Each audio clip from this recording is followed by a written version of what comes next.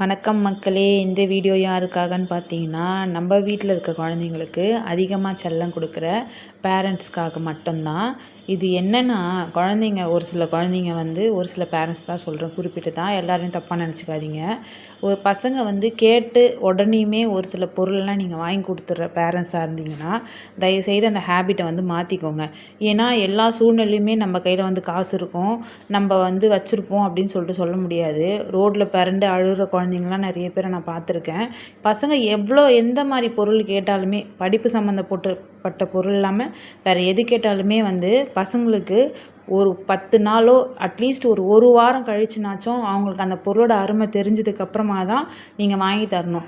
In case அந்த பசங்களுக்கு அந்த பொருள் மேலே இருக்க இன்ட்ரெஸ்ட் போயிடுச்சுன்னா அவங்க திரும்ப நம்மளை கேட்க மாட்டாங்க. அவங்க ஞாபகம் வச்சுருந்து அது கேட்குறாங்கன்னா அந்த குழந்தைக்கு அந்த பொருள் மேலே ரொம்ப ஆசை இருக்குது அப்படின்னு சொல்லிட்டு நம்ம நினச்சிக்கணும். அதை விட்டுப்புட்டு அது கேட்டவுடனே நம்ம வாங்கி கொடுத்துட்டு அது ஒரு மணி நேரமும் 2 மணி நேரமும் வச்சுட்டு தூக்கி போட்டு உடைக்கிறதுக்கு எதுக்கு இதெல்லாம்?